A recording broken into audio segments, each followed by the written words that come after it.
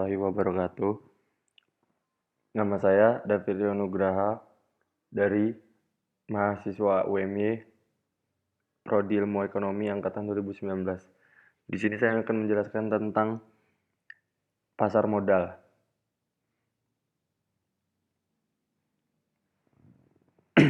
Pengertian pasar modal.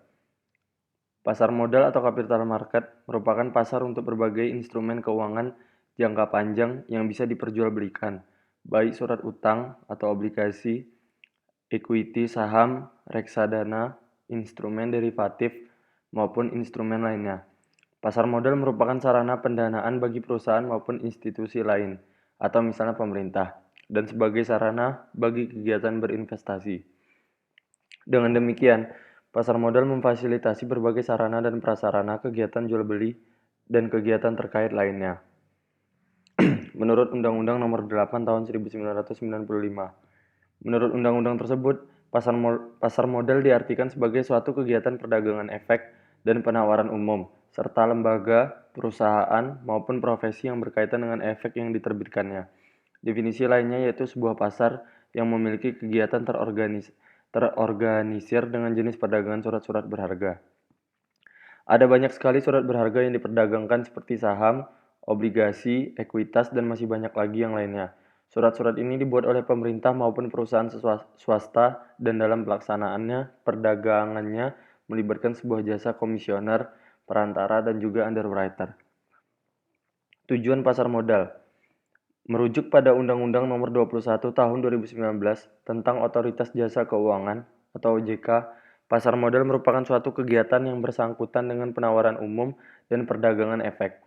Perusahaan publik yang berkaitan dengan suatu efek yang diterbitkannya, serta lembaga dan profesi yang berkaitan dengan efek. Pembentukan pasar modal tentu saja memiliki tujuan seperti berikut ini. Yang pertama, menghimpun kesempatan kepada masyarakat untuk meningkatkan suatu pertumbuhan ekonomi. Yang kedua, untuk memberikan kesempatan kepada masyarakat untuk ikut mempunyai perusahaan dan ikut menikmati hasilnya. Fungsi pasar modal.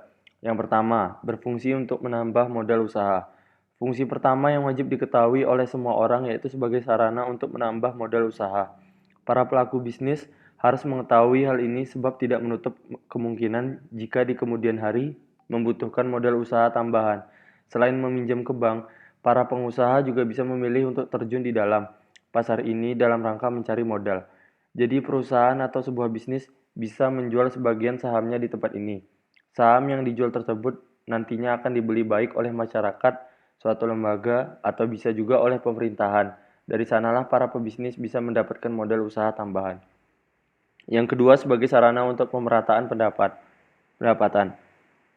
Mungkin masih banyak yang belum sadar bahwa salah satu fungsi dari pasar yang satu ini juga adalah untuk pemerataan pendapatan. Jadi, dalam jangka waktu tertentu, saham yang telah dibeli oleh masyarakat tersebut akan memberikan sebuah dividen. Nah, bagi yang belum tahu, dividen ini merupakan hak pemilik saham jika suatu perusahaan telah memperoleh keuntungan.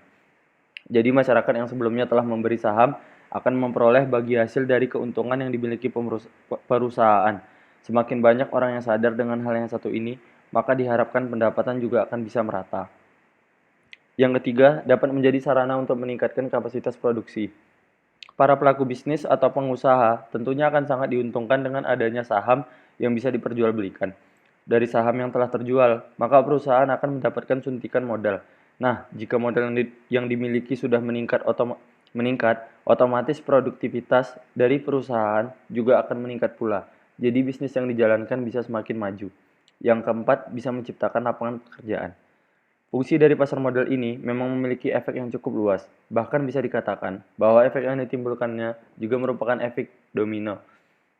Selain akan menguntungkan perusahaan dan pemilik saham, rupanya pasar yang satu ini juga bisa membuka untuk menciptakan lapangan pekerjaan. Hal ini dikarenakan dengan suntikan modal yang didapatkan oleh perusahaan, maka aktivitas dari perusahaan itu sendiri juga akan meningkat. Nah, seiring peningkatan aktivitas yang terjadi, pasti membutuhkan tenaga kerja yang baru. Jadi tidak salah jika dikatakan bahwa salah satu fungsinya untuk membuka lapangan pekerjaan baru. Yang kelima, berfungsi untuk meningkatkan pendapatan negara. Nah, fungsi selanjutnya yaitu dapat meningkatkan pendapatan negara. Kenapa hal ini bisa terjadi? sebab pemerintahan akan menerima pajak dari dividen yang dibagikan perusahaan kepada pemilik atau pemegang saham. Nah, dari sana otomatis pendapatan pemerintah pun bisa semakin meningkat. Yang keenam, sebagai indikator perekonomian suatu negara.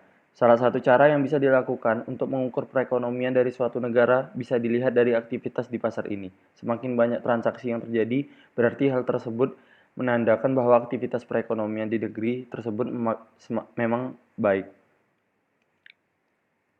Peran pasar modal.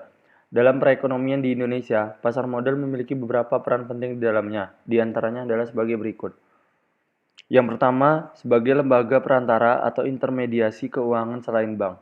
Yang kedua, memungkinkan para investor untuk turut berpartisipasi dalam kegiatan bisnis yang menguntungkan. Yang ketiga, memungkinkan aktivitas bisnis untuk mendapatkan dana dari pihak lain untuk memperluas usaha ataupun ekspansi. Yang keempat, memungkinkan aktivitas bisnis untuk berperan menjadi pemisah operasi bisnis dengan ekonomi dari kegiatan keuangan. Yang kelima, memungkinkan para pemegang surat berharga memperoleh likuiditas dengan cara menjual surat berharga yang dipunyai terhadap pihak lain. Jenis pasar modal. Menurut gagasan yang disebut oleh Sunaria, terdapat 4 jenis pasar modal. Di antaranya yaitu yang pertama, primary market. Primary market, tempat untuk pertama kali dibukanya penawaran saham oleh emiten sebelum melakukan perdagangan di pasar sekunder. Yang kedua ada secondary market. Penjelasannya, tempat perdagangan saham yang sudah melalui masa penawaran di pasar perdana. Yang ketiga ada third market. Penjelasannya, tempat perdagangan saham di luar bursa. Yang keempat, first market. Pengertian dari first market adalah wujud dari perdagangan efek antar pemegang saham maupun proses pemindahan saham antar pemegang saham dengan jumlah nominal yang cukup besar. Lembaga yang terlibat dalam pasar modal. Menurut Undang-Undang Nomor 8 Tahun 1995, ada beberapa lembaga yang terlibat langsung dalam pasar modal, diantaranya seperti yang pertama, anggota bursa efek. Pengertian dari anggota bursa efek adalah media perdagangan efek yang mempunyai izin usaha dari Bapepam sekaligus mempunyai hak untuk memakai sarana atau sistem dari bursa efek sesuai aturan. Yang kedua ada Biro Administrasi Efek. Pengertiannya, pihak yang melaksanakan pencatatan kepemilikan efek dan juga pembagian hak yang berkaitan dengan efek. Yang ketiga ada bursa efek. Pengertiannya, penyedia sekaligus penyelenggara sarana untuk mempertemukan penjual dengan pembeli. Yang keempat ada emiten. Emiten adalah pihak yang membuat penawaran umum. Yang kelima ada kustodian. Kustodian adalah penyelenggara jasa dari penitipan efek sekaligus harta lain. Berkaitan dengan efek dan jasa lain, termasuk di dalamnya ialah dividen, bunga, dan lain-lain. Dan juga melakukan penyelesaian transaksi efek. Yang keenam ada lembaga clearing dan penjamin. Penyelenggara penjaminan penyelesaian pada transaksi bursa serta jasa clearing. Yang ketujuh ada lembaga penyimpanan dan penyelesaian. Pihak penyelenggara kegiatan kustodian sentral bagi bank kustodian, perusahaan efek, dan yang lainnya. Yang kedelapan ada manajer investasi. Manajer investasi adalah pengelola portofolio efek untuk para nasabah. Yang kesembilan ada Menteri Keuangan Republik Indonesia. Yang kesepuluh adalah penjamin emisi efek. Penjamin emisi efek ialah lembaga yang membuat kontrak dengan emiten guna melaksanakan penawaran umum untuk kepentingan emiten. Contoh pasar modal. Contoh pasar modal yang ada di Indonesia yaitu Bursa Efek Indonesia atau Indonesia Stock Exchange, BEI atau IDX. BEI merupakan gabungan dari Bursa Efek Jakarta atau BEJ dengan Bursa Efek Surabaya, BES. Dan untuk contoh pasar modal yang ada di dunia ialah sebagai berikut. Yang pertama ada Nasdaq. Yang kedua ada Hong Kong Stock Exchange. Yang ketiga ada Euronext. Yang keempat ada New York Stock Exchange. Yang kelima ada London Stock Exchange. Yang keenam ada Japan Stock Exchange Group. Yang keenam ada Toronto Stock Exchange. Yang ketujuh ada Shanghai Stock Exchange. Sejarah awal berdirinya pasar modal di Indonesia. Pada awal abad 19, merupakan permulaan dari aktivitas jual beli saham ataupun obligasi. Bahkan, dalam buku efek Tengitz disebutkan bahwa jual beli efek ini sudah berlangsung sejak tahun 1880. Baru pada tahun 1992, tepatnya tanggal 14 Desember, Amsterdamse Effectenbeurs membuka cabang bursa efek untuk pertama kalinya di Indonesia yang bertempat di Batavia atau Jakarta pada waktu itu. Pasar modal ini merupakan yang tertua, keempat untuk tingkat Asia setelah Bombay, Hong Kong, dan juga Tokyo. Awal mula kenapa pihak pemerintahan Belanda mendirikan bursa efek di Batavia ini karena pada awal abad 19 tersebut berbagai perkebunan sedang dibangun secara besar-besaran. Agar proses pembangunan bisa berjalan dengan baik, maka pemerintahan kolonial Belanda tentu saja membutuhkan modal. Nah, salah satu sumber modal yang digunakan saat itu adalah tabungan dari orang-orang Eropa dan juga Belanda yang mempunyai penghasilan di atas rata-rata. Atas dasar itulah pada tanggal 14 Desember 1912 tersebut resmi berdiri pasar yang satu ini dengan nama Vereniging voor de Effecthandel. Jika diterjemahkan dalam bahasa Indonesia, namanya adalah Asosiasi Perdagangan Efek. Pasar ini terletak di Batavia atau Jakarta dengan efek yang diperjualbelikan berupa saham dan juga obligasi. Apa saja peran yang dimiliki oleh pasar modal? Nah, setelah memahami lebih dalam tentang pasar yang satu ini, informasi terakhir yang akan dibagikan pada kesempatan ini yaitu terkait perannya.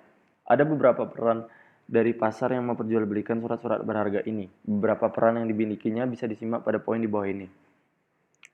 Yang pertama, peran pertama yang dimilikinya yaitu sebagai lembaga perantara keuangan selain bank. Yang kedua, sarana untuk melakukan transaksi jual beli surat-surat berharga atau saham yang memang legal dan terbuka untuk siapa saja. Yang ketiga, menyediakan kesempatan bagi siapa saja yang memiliki modal untuk ikut terlibat dan berpartisipasi dalam berbagai kegiatan bisnis. Sebagai ganjarannya, nanti berpeluang untuk memperoleh keuntungan. Para pelaku bisnis bisa mendapatkan dana atau modal tambahan sebagai upaya untuk ekspansi atau memperluas bisnis yang sedang dijalankannya tersebut. Kemudian, saat akan menjual surat berharga yang dimiliki, para pemegang saham atau pemilik surat berharga akan memperoleh likuiditas. Yang terakhir, ada kesimpulan. Itu tadi penjelasan dari saya seputar pasar modal yang tentunya akan bermanfaat bagi siapa saja yang membutuhkannya. Setelah membaca penjelasan ini, diharapkan siapapun tidak bingung lagi jika suatu saat ditanya mengenai hal ini. Semoga ini bisa memberikan gambaran umum bagi siapa yang memang tertarik untuk terjun dan mendalami bidang yang satu ini secara lebih dalam.